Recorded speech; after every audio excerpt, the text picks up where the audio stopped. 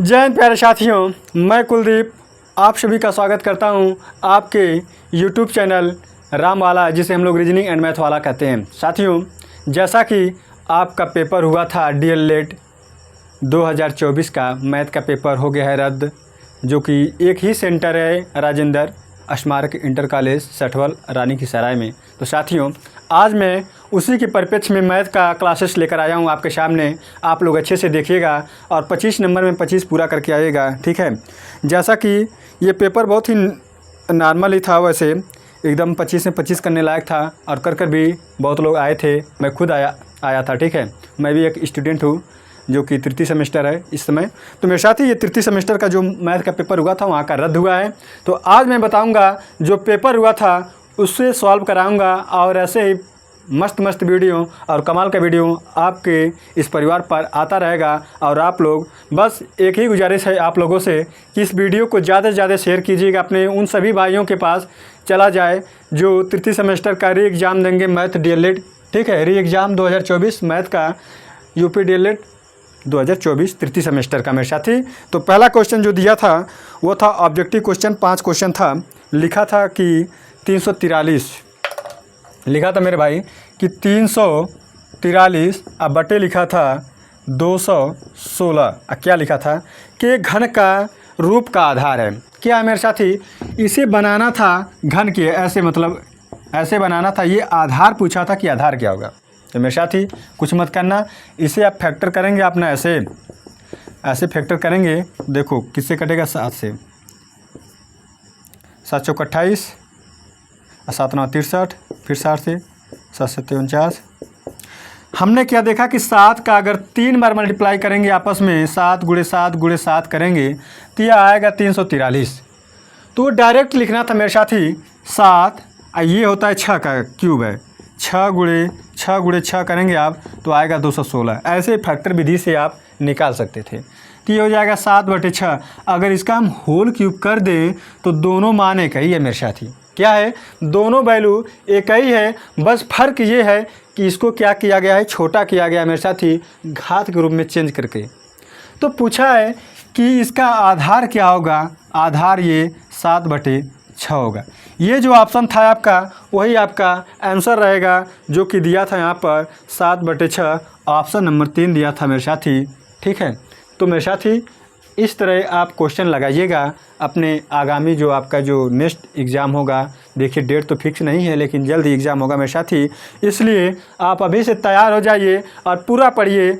और मैं यकीन के साथ और एकदम यकीन और भरोसा मुझे है कि अगर मैं इस सिलेबस के हिसाब से बता दूं तो आप आराम से 20 या फिर 21-22 तो नंबर आराम से लेकर आ सकते हैं, ठीक है। तो नेक्स्ट क्वेश्चन और जल्दी में बताने का कोशिश करूंगा और समझाता रहूँगा मैं, ठीक है। जैसे कि लिखा है ये कि x⁻⁻7 x⁻⁻7, फिर लिखा है डिवाइड बाई x⁻⁻9। मेरे साथ ही घातांक का एक रूल है कि जब किसी चीज़ से भाग देते हैं घातों में, ऐसे भाग देते हैं, इसको ऐसे लिख सकते थे। तो ये घात क्या होता है, ऊपर जाके घटता है, कब डिवाइड होता है तब। लेकिन कब करते मेरे भाई, बस एक ध्यान ये दीजिएगा, ये नीचे वाला जो आधार है वह सेम होना चाहिए, एक जैसा होना चाहिए। अगर 2/2 और यहाँ पे लिखा 6, यहाँ पे लिखा 3, तभी ये क्या होगा, 6 - 3 होगा। इसे मिटा देंगे तो हो जाएगा 2⁻6 हो जाएगा, ऐसे, ठीक है। बस इसी तरह आपको करना है। और इसका एक फार्मूला होता है, वो भी मैं लिख के दिखा दे रहा हूँ आपको। अगर x लिखा है और a ही अगर y लिखा है मेरे भाई, यहाँ पर ऐसे माइनस हटा दो, तो ये होता है a⁻x - y, ठीक है। x की जगह कुछ भी हो सकता है, तो x की जगह यहाँ पे -7 था, ठीक है। देखो -7 ऐसे ब्रैकेट में करना, ये फिर माइनस होगा, ये हो जाएगा -9। मेरे साथ ये तो माइनस का पहले से दिया हुआ था, लेकिन ये वाला फार्मूला वाला है। तो क्या होगा, x⁻⁻7, ये माइनस जब मल्टीप्लाई करता है तो प्लस हो जाता है मेरे साथी, तो प्लस का 9 हो जाएगा। अब क्या होगा, अब घटाते हैं कब, जब साइन अलग अलग होते हैं, माइनस प्लस है तो चीज़ों को घटाते हैं। और साइन किसका लिखते हैं, चिन्ह जो बड़ा वाला होता है, तो बड़ा वाला 9 है तो हो जाएगा x⁻²। ये आपका आंसर होगा जो कि ऑप्शन में दिया है पहला आपका ऑप्शन सही होगा।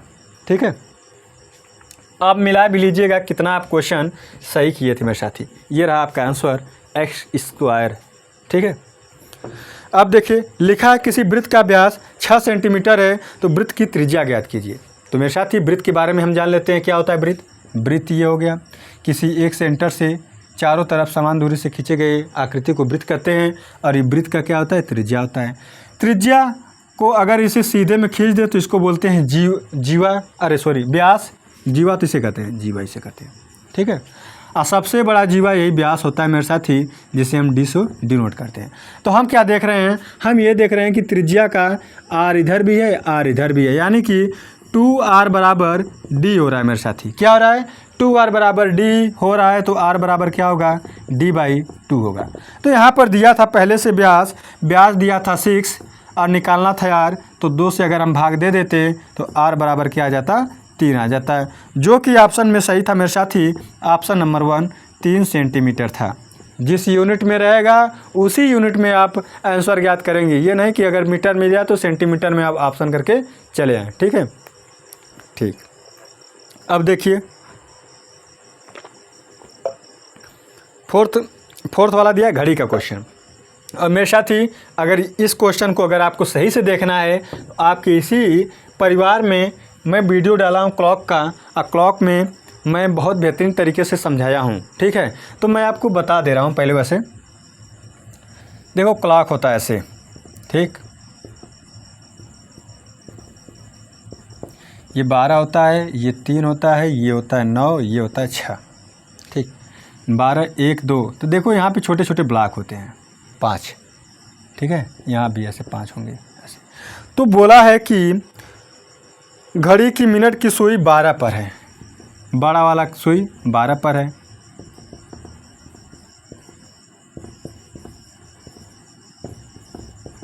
ठीक है, और कहा है कि घंटे वाली सुई 2 पर है, 2 पर मेरे साथी। तो पूछा इनके बीच का एंगल क्या होगा। तो एक बात आप ध्यान दीजिएगा, एक छोटे ब्लॉक में हमेशा 30 अंश का कोण बनता है। कितने का, 30 अंश का बनता है। और इस छोटे ब्लॉक में 30 अंश का कोण बनता है। क्यों बनता है, 1 मिनट में मेरे भाई 1 मिनट में 6 अंश का कोण बनता है। कैसे बनता है, क्यों बनता है, ये आपके लॉन्ग वाले वीडियो में जाके देख लीजिएगा, लेकिन यहाँ मैं आपको समझा दे रहा हूँ। ठीक है, 1 मिनट में 6 अंश का कोण बनता है। तो ये छोटे ब्लॉक में, ये वाला जो ब्लॉक है 12 से 1 के बीच, उसमें 5 छोटे छोटे ब्लॉक होते हैं, यानी कि 5 मिनट होता है। तो 5 छक 30 अंश का कोण बनता है। तो 12 से लेके 2 के बीच में 10 मिनट होता है, तो 10 छक्का क्या हो जाएगा, 60। तो ये दोनों मिला के 30 क्या हो जाएगा, 60 अंश का कोण बनेगा मेरे साथी, जो कि ऑप्शन में सही है। ऑप्शन में सही है आपका, फोर्थ ऑप्शन आपका सही है। तो अगर आपके पास पेपर हो तो आप देख लीजिए, या फिर क्वेश्चन तो इसमें थोड़ी सी मुश्किल है, लॉन्ग वीडियो बनेगा तो उसमें एडिट करना थोड़ा से दिक्कत हो जाएगी दोस्तों को, मेरे भाई को। लेकिन मैं आपको बता दे रहा हूँ कि आप इस पेपर को ले लीजिएगा। तृतीय सेमेस्टर 2024 का जो चतुर्थ प्रश्न पत्र था गणित का, उसे आप लेकर देख लीजिएगा। ठीक है, क्वेश्चन नंबर ये 4 था, क्वेश्चन नंबर था 4। अब देखो, अब 5वां क्वेश्चन है मेरे साथी, मध्यानुपात ज्ञात करने के लिए। कोई 2 नंबर है, मान लेते हैं ए है और बी है। ये भी अगर आप एवरेज पढ़े हैं, मैं पढ़ाया हूँ एवरेज आपको, उसमें जाके आप देख लीजिएगा मध्यानुपात कैसे निकालते हैं ये सब चीज़ें। तो वहाँ पे आपको मैं बेहतरीन तरीके से बताया हूँ कि अगर 2 नंबर्स हैं और पूछे बीच वाला नंबर मतलब कि मध्यानुपात क्या होता है, तो इनको जोड़ के 2 से हमेशा भाग कर देते हैं। ठीक है, 2 से डिवाइड करेंगे तो आपका मध्यानुपात आ जाएगा।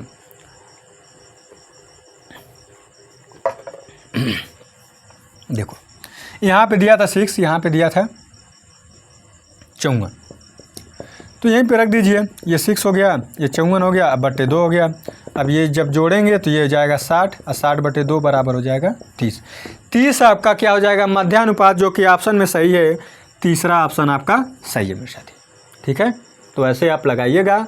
आप बेहतरीन तरीके से जब भी पेपर आपका आए एकदम बढ़िया से जाइएगा, तोड़ दीजिएगा एकदम, उसको पूरा एकदम सॉल्व करके आइएगा। जितना भी नंबर का उसे पूरा करके आइएगा मेरे साथी।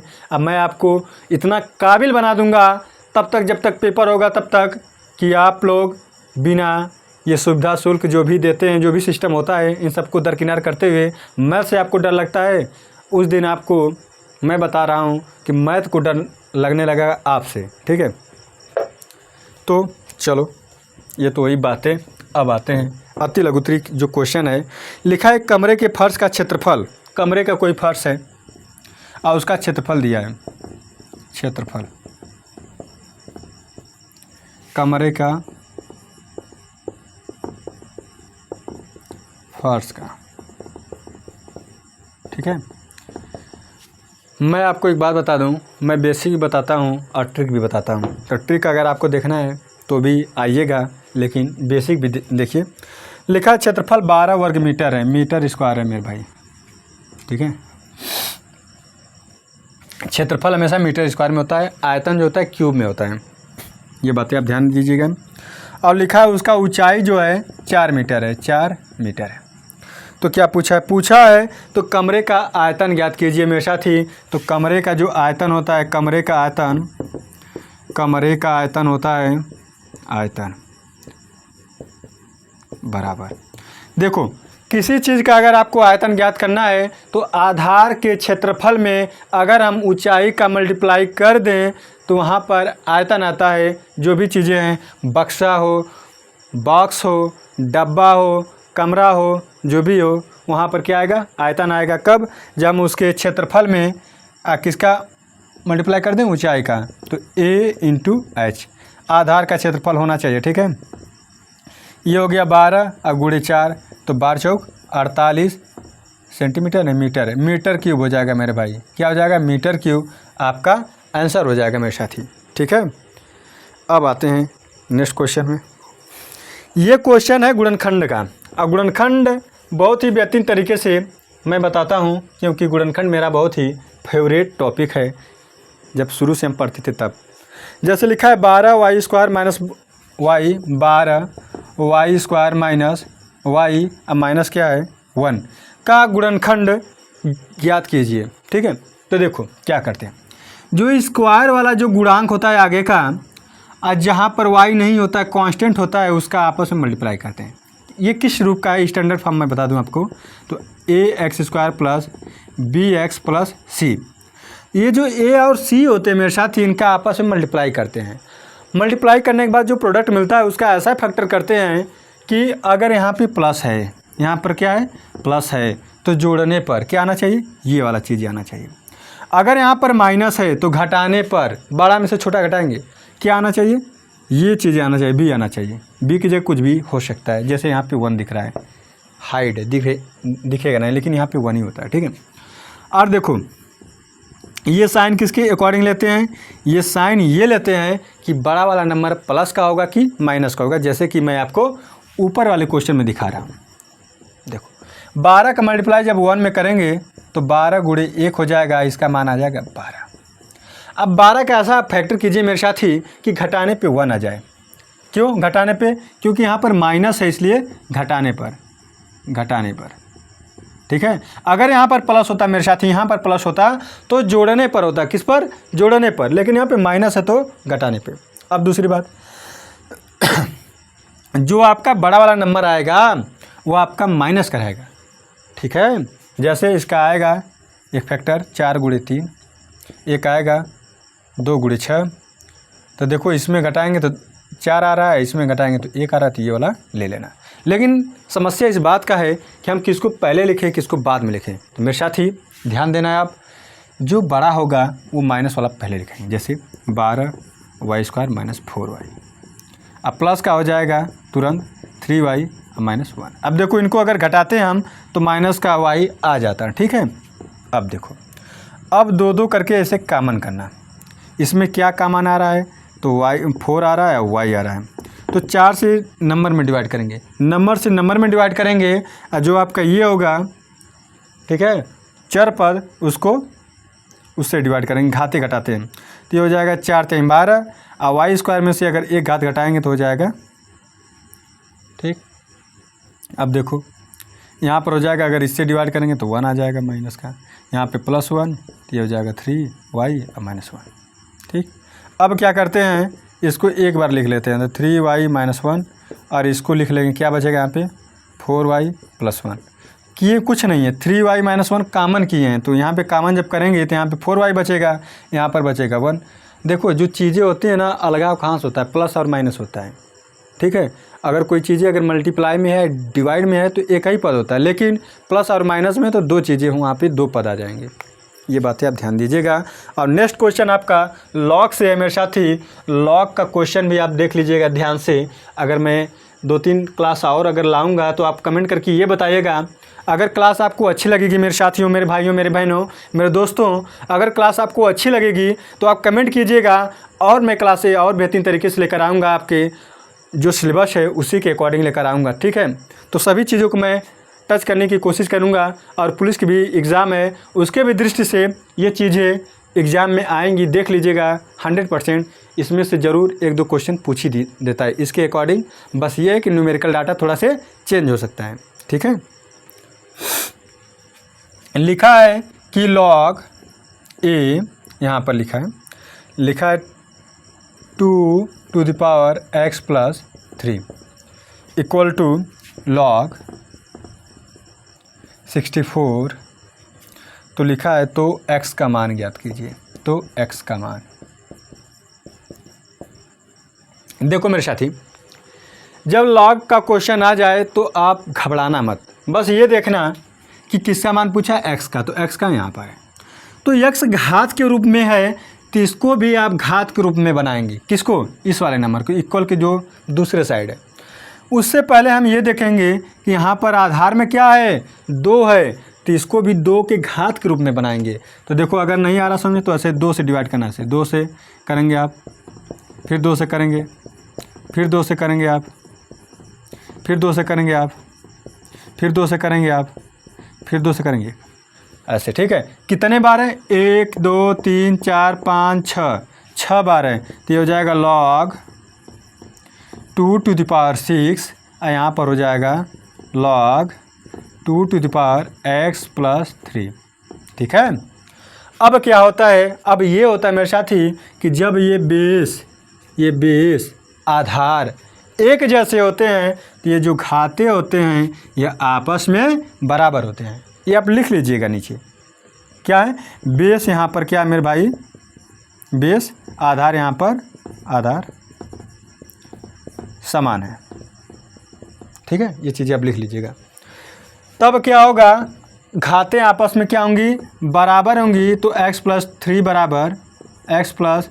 बराबर हो जाएगा 6। अब नंबर को एक साइड लेकर जाएगा तो x बराबर हो जाएगा 6, और ये प्लस का 3 है तो ये हो जाएगा माइनस का 3, बराबर हो जाएगा x बराबर 3। ये आपका आंसर हो जाएगा, ठीक है। चलो, तो आप लोग कमेंट करके ये बताइएगा ये जो तरीका है क्या सही है। अगर आपको अच्छा लगता हो मेरे भाई तो आप ज़्यादा से ज़्यादा शेयर कीजिएगा और ज़्यादा से ज़्यादा लाइक कीजिएगा, कमेंट कीजिएगा मेरे भाई, ठीक है। अब देखिए समुच्चय सेट थियरी से आता है क्वेश्चन। अब और नॉर्मल होता है, क्या होता है ये भी मैं बता दूं आज आपको।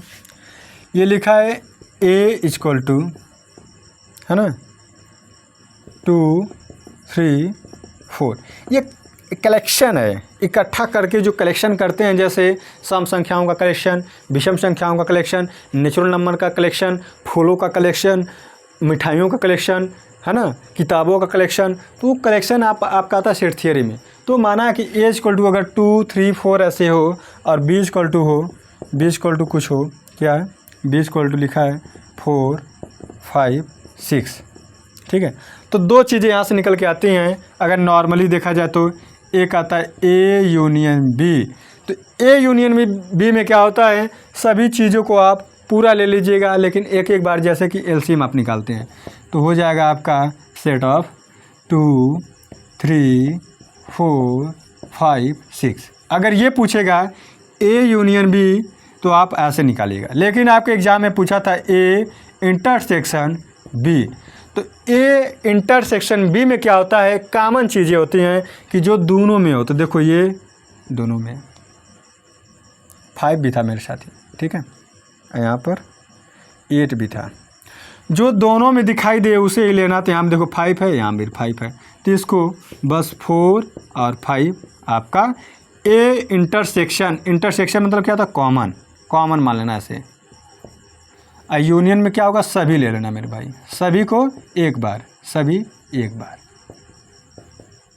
अगर आपको ये समझ में आया हो मेरे साथी तो बताइएगा कि मुझे सेट थ्योरी में ए यूनियन बी और ए इंटरसेक्शन भी आ गया है। ठीक है, चलो अब आता है आपका लिखा है कि संख्या 2 से 20 तक विषम संख्याओं के समांतर माध्य ज्ञात कीजिए। समांतर माध्य तो मैंने आपको एवरेज में भी बताया था समांतर माध्य कैसे ज्ञात करते हैं, लेकिन देखो लिखा है कि संख्या 2 से 20 तक विषम संख्याओं का समांतर माध्य। विषम संख्या किसे कहते हैं इसके बारे में जानना बहुत ज़रूरी है। विषम संख्या उसे कहते हैं मेरे साथी कि जिस संख्या में अगर हम 2 से भाग दें, अब भाग पूरी ना जाए, यानी कि भाग देने पर अगर रिमाइंडर 0 नहीं आता है, रिमाइंडर 1 आता है, तो वह संख्या विषम संख्या होती है, जिसे ऑड नंबर भी कहते हैं, ऑड नंबर इंग्लिश में। ठीक है, तो लिखा है कि 2 से 20 के बीच में क्या विषम संख्या। ठीक है, विषम संख्याओं का, विषम संख्याओं का समांतर माध्य। ठीक है मेरे भाई, आप पेपर, मुझे उम्मीद होगा कि आपके पास पेपर होगा, अगर नहीं है तो अपने साथियों से मंगा लीजिएगा व्हाट्सएप पे। ठीक है, वैसे मैं बता रहा हूँ क्वेश्चन नंबर आपका है, क्वेश्चन नंबर 10 है। तो मेरे साथी 2 के बाद आता है आपका 3 में डिवाइड 2 से करेंगे तो रिमाइंडर कुछ ना कुछ बचेगा। या फिर आपसे एक चीज़ मैं बता दूं कि अगर 2 का पहाड़ा में जो नंबर न आए वह क्या होगा, विषम संख्या होगा। 3 हो गया, 2 के पहाड़ा में नहीं आता है, 5 नहीं आता है, ऐसे कंटिन्यू रहेगा, है ना, 5 7 2 ऐसे करते करते जाएंगे। 20 से पहले क्या होगा, 19 2 के पहाड़ा में आता है, नहीं आता है, तो आपका विषम संख्या है। तो जब कोई संख्या एक सीरीज में हो, यानी कि इनके बीच का अंतर देखो 2 का है, इसके पहले रहा था 17, तो देखो 2 का है ना। तो अगर पूछे आपसे समांतर माध्य ज्ञात कीजिए, ठीक है, समांतर माध्य ज्ञात कीजिए, समांतर माध्य कब, जब ये नंबर क्या हो, एक क्रम में हो, ठीक है, समांतर श्रेणी में हो, उनके बीच का जो अंतर हो समान हो, एक ही हो, देखो 2 2 2 2 ऐसे, तब हम लगाते हैं क्या, प्रथम पद ए बोलते हैं और लास्ट पद एल बोलते हैं, अंतिम पद। ठीक है, इसको बोलते हैं प्रथम पद, इसको बोलते हैं अंतिम पद, अंतिम पद। तब क्या करते हैं, इसे और इसे जोड़ के 2 से भाग दे देंगे, a + l/2। a का मान 3 है, 3 रखना, और l का मान 19 है, तो 19 रखना बटे 2 करना। इसे जब जोड़ेंगे मेरे साथी तो यह हो जाएगा आपका 22/2, और जब भाग देंगे तो 11 आ जाएगा। समांतर माध्य का मतलब क्या होता है ये भी जानना बहुत ज़रूरी है। इसका मतलब ये होता है कि अगर ये नंबर है तो सबसे बीचों बीच में क्या होगा, जैसे हम कह दें यहाँ पे 5 लोग हैं, ठीक है, 5 लोग हैं, तो बीचों बीच सबसे कौन है, ये वाला नंबर है। तो यही इस तरह का नंबर है, तो बीच में यहाँ पर आपका 11 रहा होगा। ठीक है, तो ये ऐसे भी ज्ञात कर सकते हैं।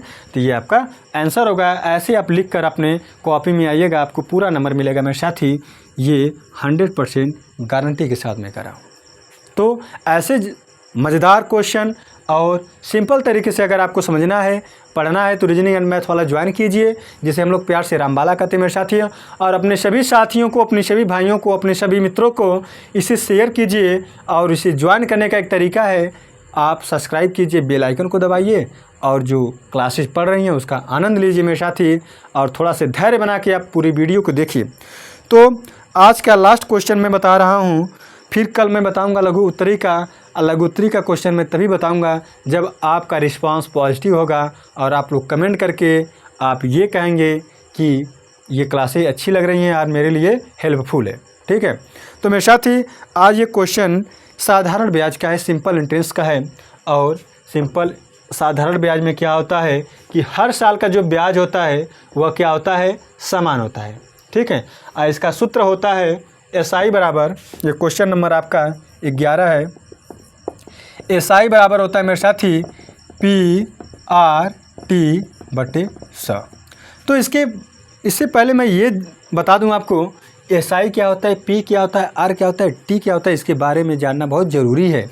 ठीक है, इसको बोलते हैं मूलधन। मूलधन जो धन आप कर्ज लेते हैं या फिर कहीं लगाते हैं वही आपका मूलधन होता है मेरे साथी। यह होता है ब्याज। अब ब्याज कैसा होना चाहिए, वार्षिक होना चाहिए मेरे साथी, वार्षिक। ठीक है, ये आपका समय है और समय क्या होना चाहिए, समय आपका वर्ष में होना चाहिए ना कि महीने में। ठीक है, R% दर है, सॉरी ब्याज लिख दिया, दर है ये आपका है साधारण ब्याज। साधारण ब्याज जिसको इंग्लिश में बोलते हैं सिंपल इंटरेस्ट, इसको बोलते हैं प्रिंसिपल। प्रिंसिपल मतलब मूलधन, रेट मतलब दर। दर कैसा होना चाहिए, वार्षिक, और T फॉर टाइम, समय। ठीक है, तो क्वेश्चन आपका क्या दिया है, लिखा है कि 70,000 रुपया, तो P बराबर लिखा है 70,000 रुपया। 70,000 में 4 जीरो होगा। ठीक, पॉइंट के बाद काउंट मत करना। R बराबर लिखा है मेरे साथ ही, R बराबर लिखा है 12%। क्या, 12%। और लिखा है 5 वर्ष का साधारण ब्याज, तो समय बराबर लिखा है 5 वर्ष।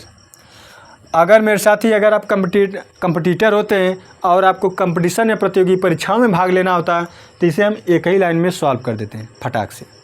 लेकिन आपको क्या करना है, आपको DLED में लिखना है लिखित रूप में, तो आप ऐसे नोट कीजिएगा और इस फार्मूला पर रख दीजिएगा, SI बराबर PR/T/100।